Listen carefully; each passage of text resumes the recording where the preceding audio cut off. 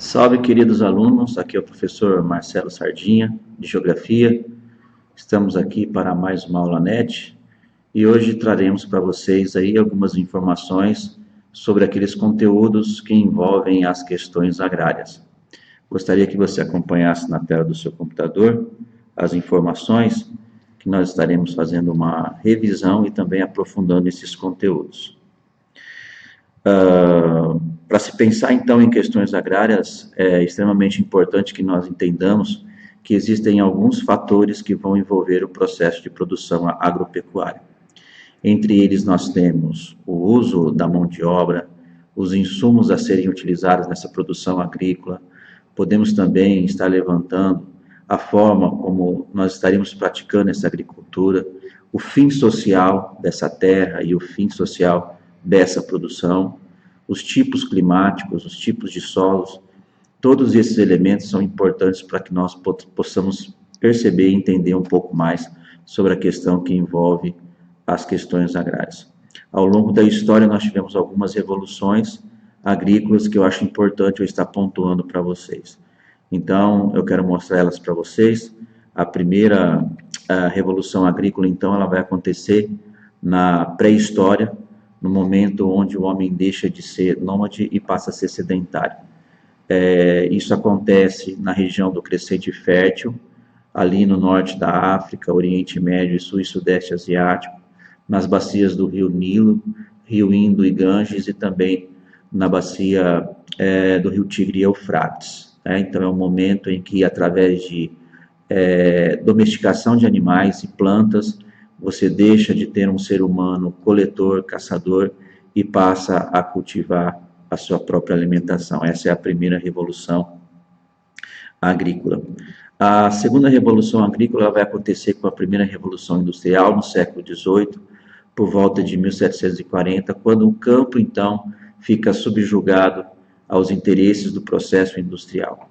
Então, ocorre um grande êxodo rural e, a partir deste momento, paulatinamente, principalmente na Inglaterra, nós vamos tendo uma aplicação de novas técnicas, a utilização de máquinas e equipamentos que faz com que nós tenhamos um aumento da produção. Eu chamei isso de modernização das técnicas agrícolas. A terceira revolução agrícola vai acontecer com a terceira revolução industrial, por volta de 1970, onde ali, então, algumas inovações tecnológicas, principalmente no ramo da biotecnologia, permitem um aumento cada vez maior do que nós chamamos de produção agrícola. Estamos falando dos organismos geneticamente modificados, e podemos estar pensando também aí na questão que envolve os transgênicos, tá? Então, só retomando, a primeira revolução agrícola, ela vai estar associada a essa questão que envolve a pré-história, para a Idade Antiga, o sedentarismo.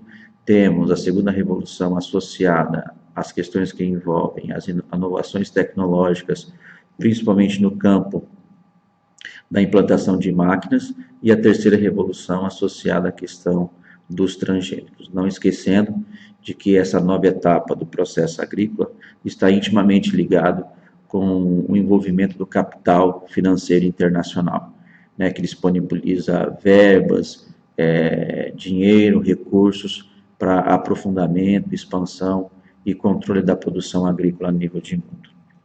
Outra coisa importante que a gente tem que estar atento com relação à agricultura são os modelos agrícolas, mais precisamente os sistemas agrícolas. Quais são eles? Importante nós destacarmos, então, que do ponto de vista agrícola ele pode ser intensivo ou ele pode ser extensivo. Como é que funciona isso? O intensivo, o nome já diz. É uma agricultura que vai utilizar de máquinas, equipamentos, insumos, fertilizantes, investimentos. Vai ser uma monocultura, normalmente num grande latifúndio que atende o mercado externo e também a agroindústria interna. É uma agricultura moderna, uma agricultura que nós chamamos de empresarial e alguns chegam a usar o nome de agrobusiness. Já a agricultura extensiva é um pouco diferente, porque o fim dela é para a subsistência, as técnicas serão rudimentares, não temos muitos investimentos de capital. Então é importante nós entendermos esses dois grandes paralelos né, existentes no contexto da agricultura.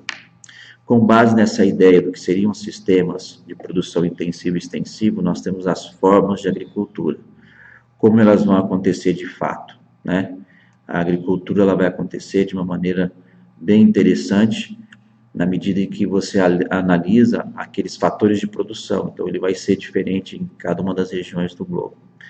Peguemos, por exemplo, o sistema tradicional, onde as técnicas são rudimentares, sem o uso de muita tecnologia. O moderno já seria mais intensivo, né? E o alternativo vai se valer aí do não uso de agrotóxicos e insumos. Então é importante a gente estar antenado com relação a isso também, tá?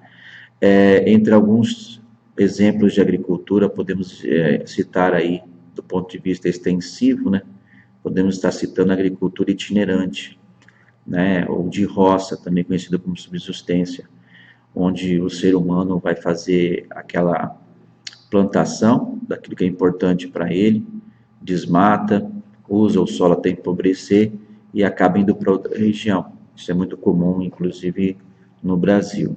Temos também aí como forma de agricultura, a agricultura camponesa, que é aquela que vai ser realizada em pequenas propriedades, voltada para a subsistência, e em alguns momentos ela também pode servir para abastecimento de grandes núcleos urbanos, né?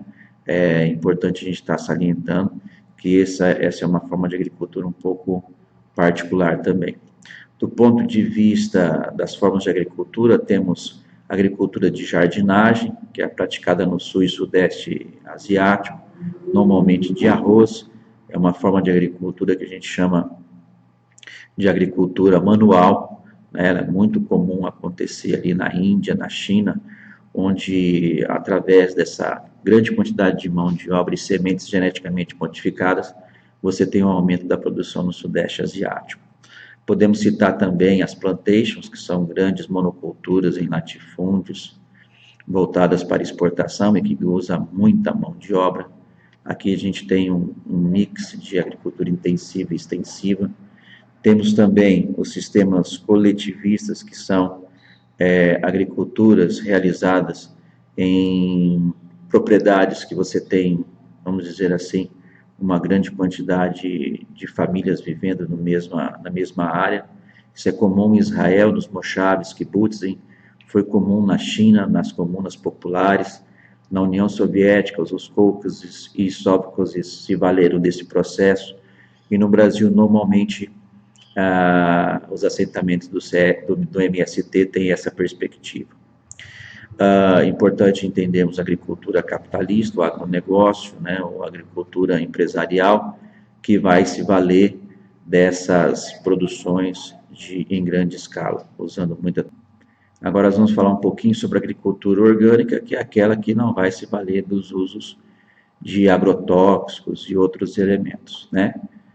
Com essa última informação de agricultura orgânica, nós vamos passar, então, a fazer alguns exercícios para fixar